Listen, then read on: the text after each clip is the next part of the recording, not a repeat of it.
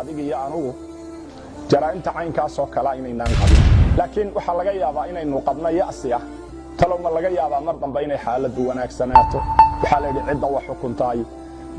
marka ka dambaysa way ka soo xumaataa wadanku waa sii xumaanahaya waxa weeye rajada Soomaaliyeed way sii haraysaa waxa weeye waa la sii kala socdaa waxa weeye baa laga yaabaa inaad isku qanciso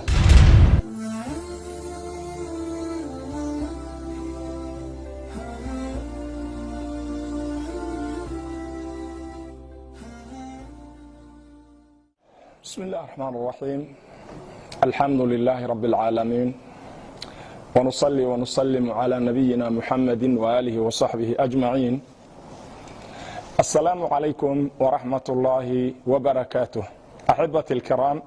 أهلا وسهلا ومرحبا بكم ومر لبعضي موضوع كم إذا مواضيع ذاني موضوعا ما أنتو حكو سابسان يهي إيوانكي سوحا ليدا هذا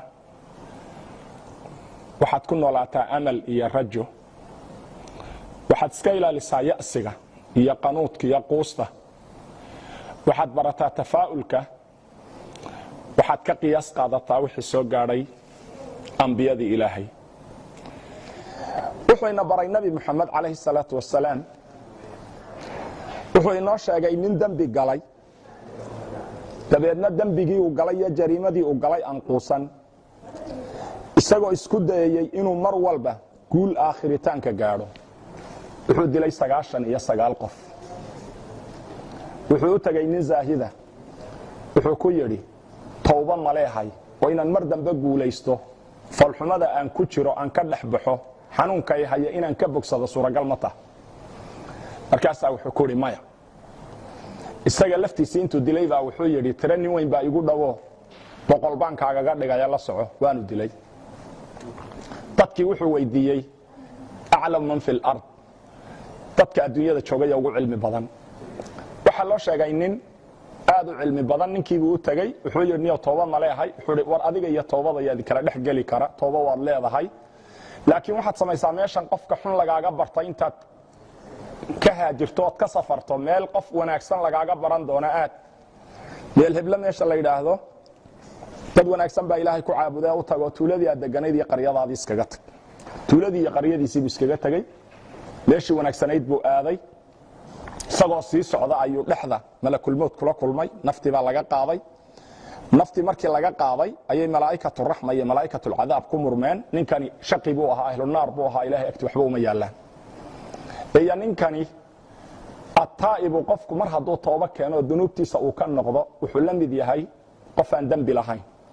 malaa'ikatu alcadaab iyo malaa'ikatu rahma baa ku dooday ilaahay wuxuu soo diray malak kale oo dhexdhexaadiya waxay yiraahdeen cidda ugu horeysa inoo timaada hayna dhexdhexaadiso malagii baa dhexdhexaadiyay wuxuu ku dhexdhexaadiyay war waxaad eegtaan meesha uu ka cararayay uu dambi iyo falxumo darteed uga cararayay iyo halku wanaaga ugu socday midoodii u dhow feeriya dabeedna midoodii u dhoweyd baa la feeriyayo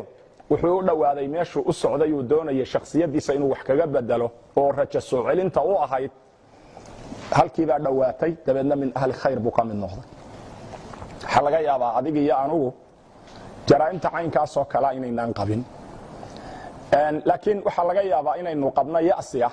talo ma laga yaabaa mar dambe inay xaaladdu wanaagsanaato waxa la yidhi cidda wax xukuntaay marka ka dambaysa way ka soo xumaataa wadanku waa sii xumaanahaya waxa weeye rajada Soomaaliyeed way sii haraysaa waxa weeye waa la sii kala socdaa waxa weeye baa laga yaabaa inaad isku qanciso laakiin aad ila fiiri nuux markuu arkay xaaladiisu inay adag tahay waxa la yiraahdaa kuma soo dhicin qalbigiisa marna ilaahay basharkan oo dhan intuu isaga darti u halaago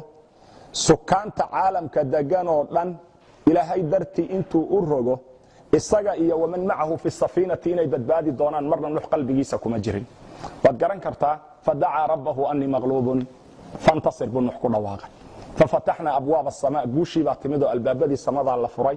dabeedna waxa la soo daayay kanaala waaweyn oo biyaha naaraho cadaaba dabeedna waxa la xaaqay cidii nuux ka soo horjeeday dabeedna waxa la soo reebay kaligiis dabeedna waxay noqotay mucjizo ilaa maanta qof kasta uu mudan yahay inuu ku waana qaato marka haday dhibaato kula soo darista ha u arkin inay tahay tii adigu ku halaagsami lahayd bal waxaa laga yaabaa inay noqoto ti aad adigu ku badbaadi lahayd hadday niyadaada iyo qasadkaagu wanaagsanaadaan haddaad fahanto ilaahay dhibaatada qaada wanaaggana waxa weeye xoojiya inaad leedahay oo aad taa'ib ka noqoto azamaadka ku soo marayana ku cibro qaadato